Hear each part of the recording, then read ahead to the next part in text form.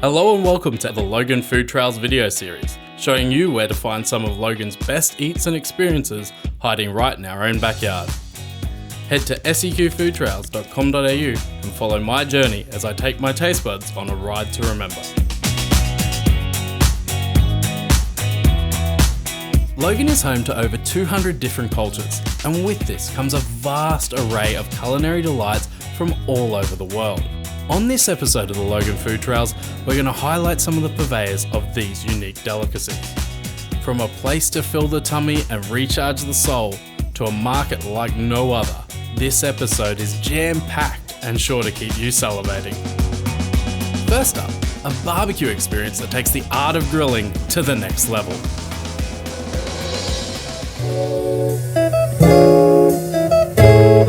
Yakinikus is a term that refers to barbecued meats, and it came sort of popular across Japan in the 1800s, but we saw this sort of restaurant really appear across the Tokyo area in about the mid-1940s, and in recent years we've really seen an explosion of them across Australia, and we've got one of the best ones right here in Logan. Shinbashi Japanese has actually been here for about 11 years, but in recent times we've seen a buzz of popularity around it. And for one, I'm very excited to see what they've got on offer, because it's actually my first time coming here, so I couldn't be more excited. So I've been brought into sort of the back room here, where it's got a bit of a traditional feel. As you can see, I'm seated sort of below floor level. We actually had to take our socks off to come back here, which kind of adds I guess a traditional and a bit of a homey feel to it, which is really adding to the experience for me. Now the grill's going, it's really nice and warm, which on a cold winter's day is a nice added extra. We've got a beautiful looking fresh salad here. We've got the Wagyu short rib here, which is sort of a staple of the restaurant. We've heard that they really focus on the Wagyu beef, and that's their point of difference here. I've got a range of condiments, no idea what they are other than soy sauce, as I'm a bit new to the territory of Japanese barbecue, but really excited to see where this goes. It looks like it's going to be quite a delicious lunch. The quality of meat on offer at Shinbashi is really second to none, even featuring 100% purebred Wagyu, a rarity in Australia. I was lucky enough to sample their ultimate Wagyu box, featuring 8 premium cuts of Wagyu alongside some of their incredible Australian seafood. While they may look similar, Cheng explained the origin and features of the different Wagyu cuts, allowing me to taste the subtle differences between each delicious morsel. If you're not comfortable barbecuing your own meat, the staff at Shinbashi are more than happy to assist, but for the experience alone, it's definitely worth having a crack yourself.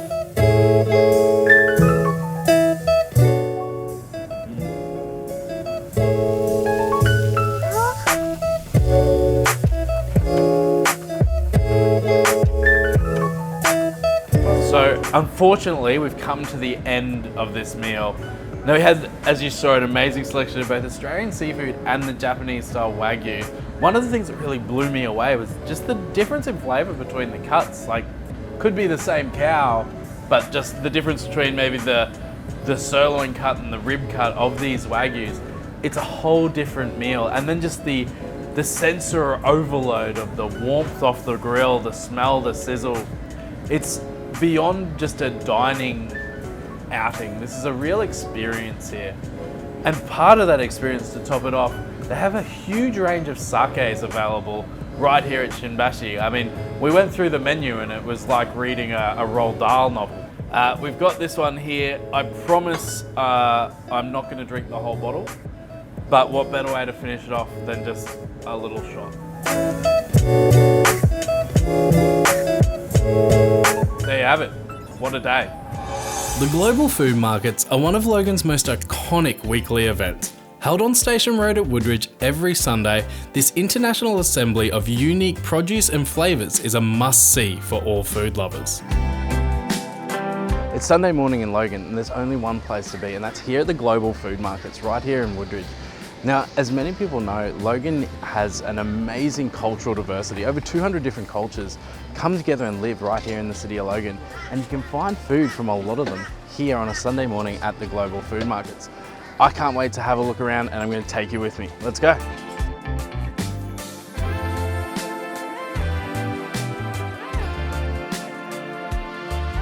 I was lucky enough to be chaperoned by market coordinator Dean, who helped me navigate these amazing vendors, whilst filling me in on some of the more exotic produce that I stumbled across on our journey through the vast and colourful market stalls. Alright, so I'm at one of the stalls here, one of the unique ones that sells stuff that you're not going to find in your local supermarket. Now I've been talking to Nom, who produces all this stuff. She's led us to these oily beans, and now they're quite oily as the name would suggest, and they're from Taiwan. She says you can use them in curries, so pretty excited to try that out, especially for maybe a vegetarian option. She also says she sells out of these every day, so we're lucky as you can see, there's not many left here. We've also been directed to these, they're called maca. Now, they're like a June plum, is what the English name for it is.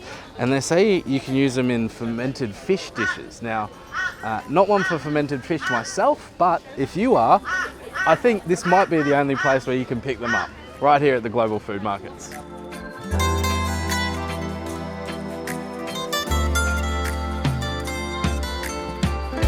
The Global Food Market isn't just about fresh produce. It also features an amazing array of hot and cold food stalls, bringing you tasty, authentic dishes ranging from the humble stir fry all the way to bubble tea and Thai sticky rice.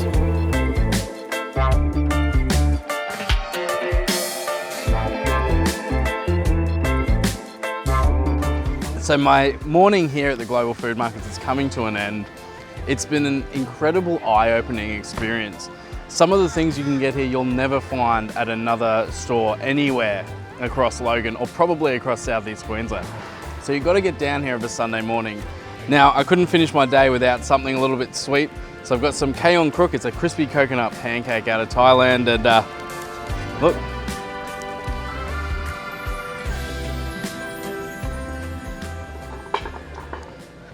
It's so good. We've highlighted many hidden gems throughout this video series, but this may be the biggest, quite literally. The Chung Tian Buddhist Temple in Priestdale is a sight to behold. Spread over a huge plot of mostly undeveloped land, the temple is a masterpiece of both architecture and natural flora. We came to the temple to visit their water drop tea house, however the beauty of the buildings and grounds blew us away. From the intricate hand-painted tiles to the sense of the incense burning in the main hall, the temple is truly a treat for all your senses.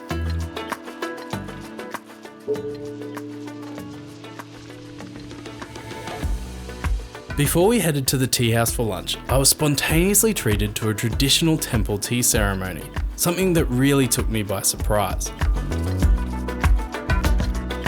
The serenity of the temple is amazing in its own right, but paired with the tranquil tea-making ritual that accompanies the ceremony, I was transported to a state of pure bliss as I sampled the flavourful tea offered by the Chung Tian Temple.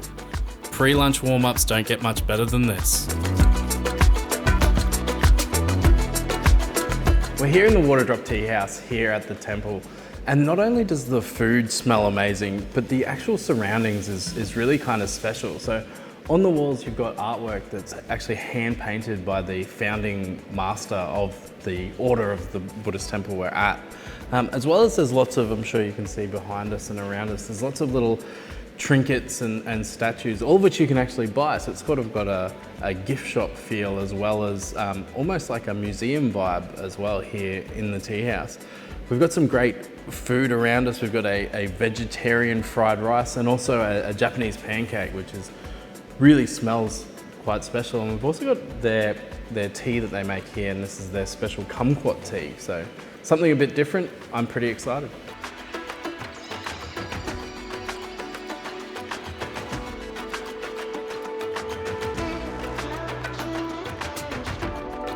This vegetarian fried rice, you wouldn't know that there's no meat in it. The tofu's really nice.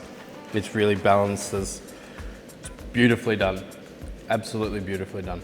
So we've moved on to almost like the star of the show here. We're going to have a hot pot. Now I've had hot pot before, specifically in Singapore, in the Singaporean hot pot style, but this is a bit different.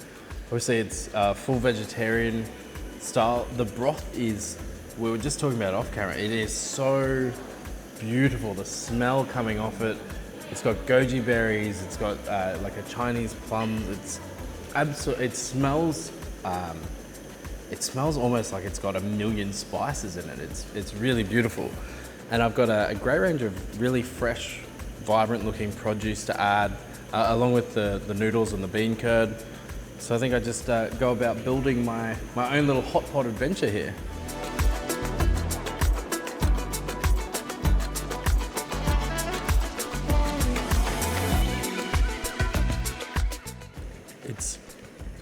It's just so fresh and light. It's a delicious way to enjoy your vegetables. So I'm just taking a break in one of the many sort of peaceful gardens here at the temple. It's been an incredible day and I can't wait to come back, not just for the water drop tea house, but also just the grounds and the general feel for this place. You can't help but feel at peace when you're here. I really recommend all of you come and check out the Chung Tian Temple right here in Priestdale. What a huge day. Unfortunately, all good things must come to an end, but this is only the beginning of my SEQ Food Trails journey.